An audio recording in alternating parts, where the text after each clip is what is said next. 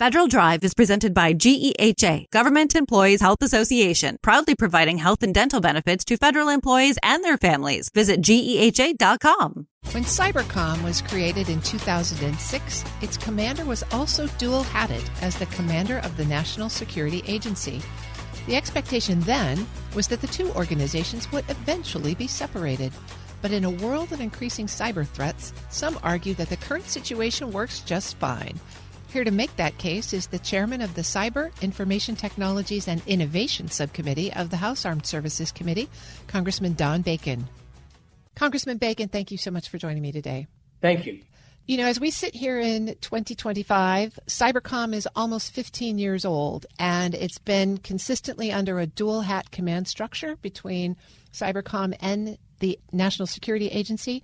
You've been vocal about retaining that relationship. Can you articulate for us why you think that's so important? Well, first of all, I have the experience. I used to oversee cyber intel training for the Air Force, so I've gotten to see some of this up close and personal.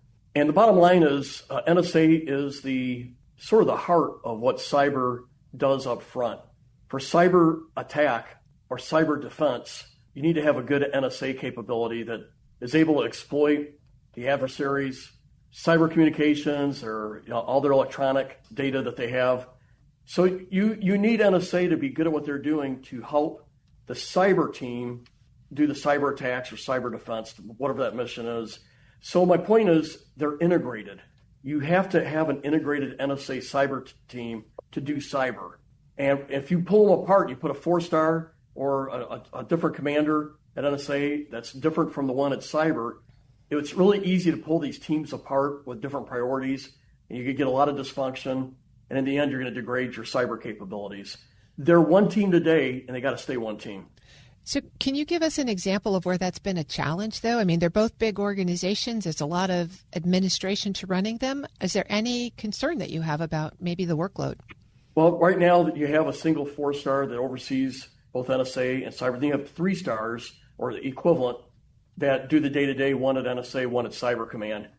And it works really well. They still have their own administration over there, but for cyber to be effective, it has to have full access and quality access to the NSA collection.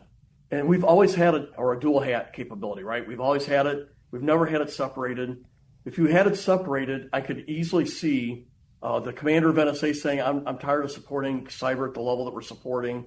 We're going to focus on signals and not cyber. And also cyber now starts getting lower quality data that it can't manage for cyber attacks, for example. So it works well right now.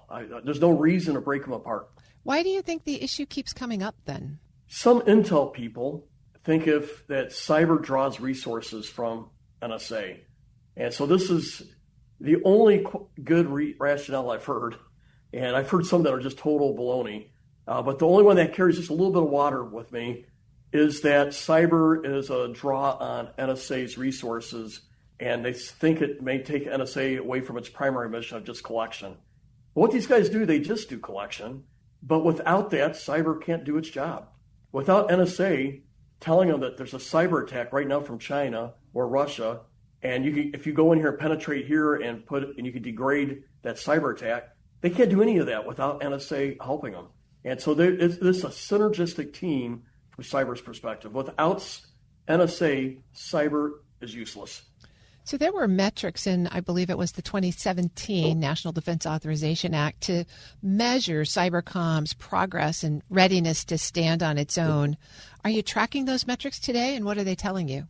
Here we are. There's been a lot of progress, but the fact is, Cyber Command has not grown to a level that I think it should right now. I mean, at the unclassified level, China has a cyber command capability that's 10 times bigger than ours. This is at the unclassified level. At the classified level, which I obviously can't say, but it's worse. I'll just leave it at that. But at the unclassified level, they're 10 times bigger than we are. So I think Cyber Command should have grown, but that's not Cyber Command's fault. This is Congress and DOD making this a priority to grow cyber. But I would say that it's been slow getting qualified people from the services. It's also been a drawback. But there again, that's the services not putting the emphasis on training the right kinds of cyber people that Cyber Command needs. And so we have to demand from the services that they make Cyber Command a priority. But we've seen improvements in the manpower and training and qualifications in the past couple of years. There's been progress. I just think Cyber Command should be bigger, and it should be a higher priority from the services. I'm speaking with Congressman Don Bacon, who represents Nebraska's 2nd Congressional District. So, sir, can you tell us a little bit more? What is DOD's position then on whether the two organizations should remain dual-hatted or whether they should be separated? Well, the previous Secretary of Defense and Chairman were pretty clear it was going to be a dual hat. We're not going to split it. And then there was this talk. Well, we want to look at it again. This is the new administration. And so that's why I've been vocal. Hey, you don't have support, at least in armed services or on the House side or the Senate side, both the Senate and the House armed services, and all the chairman and ranking members, Republican and Democrats, agree you got to keep the dual hat set up. And I just wanted to make that statement clear to Secretary Hegseth and to the new chairman so that he knows the lay of the land here. Now, there's some difference of opinions in the Intelligence Committee there, so I will got to be transparent there that some difference of opinions there, but there's unanimity on the armed services and on the House and Senate side. But so we heard there was talk that they wanted to relook at this again. Go ahead and relook at it, but this is something I've been looking at for 10 years. I know where I stand. And I think sometimes people want to just do something new. Like, okay, we're going to get another 4-star. Another 4-star there, a 4-star here. I have to remind folks, Secretary of Defense Hegseth is drawing down the number of 4-stars and 3-stars. So to think we're going to grow another 4-star out of this, I don't think it's likely. Well, not only is he drawing down the 3-stars and the 4-stars, but he's drawing down troop structure, collectively. So back to your point, will there be enough service members to fill the manpower needs in Cybercom? Yes, there is a challenge right now that there's a freeze. That freeze has got to come off here pretty soon in their hiring. They've taken people want to volunteer out early, and I think Cyber Command fared pretty well, though they lost some people. But the freeze will hurt them in the long run. And I got to remind people, again, China's cyber is 10 times bigger than our cyber.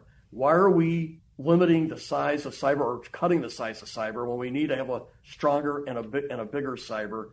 The same people tend to be with the Trump administration or pro-Trump are saying, hey, we want to split these apart and have another general. At the same time, the administration is cutting generals and cutting force structure.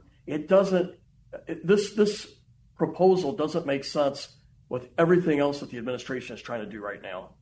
You've been pretty clear that your support is bipartisan and bicameral. What are you and your colleagues thinking about in terms of action to protect this strategy? Well, in the end, they're going to have our approval to get a 4-star and to reorganize if they wanted to, because we fund it and we have to approve it. And we're making it clear, at least on the armed services on the Senate and the House side, both the ranking members and the chairman at the macro level, the big committee, and at the cyber subcommittee level, unanimously disagree with undoing with the dual hat. We support the dual hat because it works. And why break something that doesn't work? Now, some things we know we got to do. We need to strengthen cyber. We want to build like a SOCOM model for Cyber Command, where SOCOM isn't its own service, but it's its own command, and it has elements of all the services in it.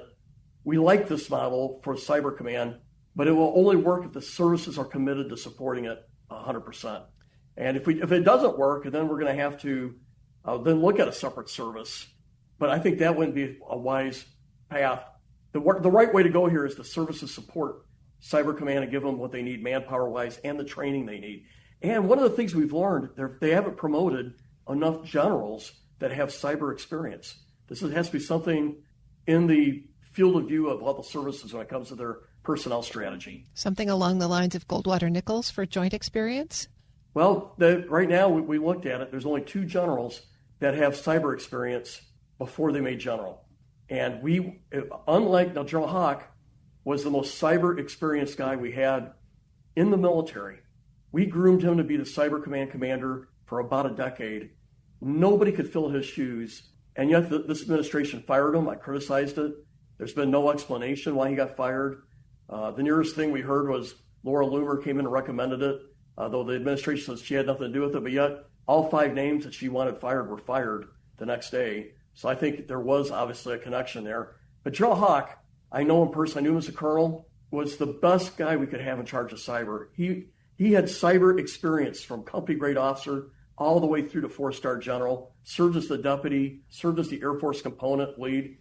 Nobody had his credentials. And so we're still paying for it. 3 months later, that seat is vacant. We only have 2 generals that have any cyber experience before making general. And so we don't have the experience we need at the top. Well, sir, the 2026 defense budget is on the Hill right now. Should we be expecting any markups that are going to defend the dual-headed nature of Cybercom or grow it, as you? Well, right now there's no proposal to do it, to break it apart. We just hear talk of it, and so I don't have an amendment right now that protects the dual hat. I don't know that's needed. I know that Chairman Rogers, Ranking Member Smith, they're the chairman and the ranking member, and they're with me on this particular mission. And I know the same things in the Senate. So I would have a hard time seeing a proposal like, if it was actually proposed, I don't see it having maybe just a very small level of support in Congress. Well, I've been speaking with Congressman Don Bacon, representing Nebraska's 2nd Congressional District. Sir, thank you for joining me today, and thank you for being so clear in your position. Thank you. I appreciate you. We'll post this interview on federalnewsnetwork.com/Federal Drive. Subscribe to the Federal Drive wherever you get your podcasts.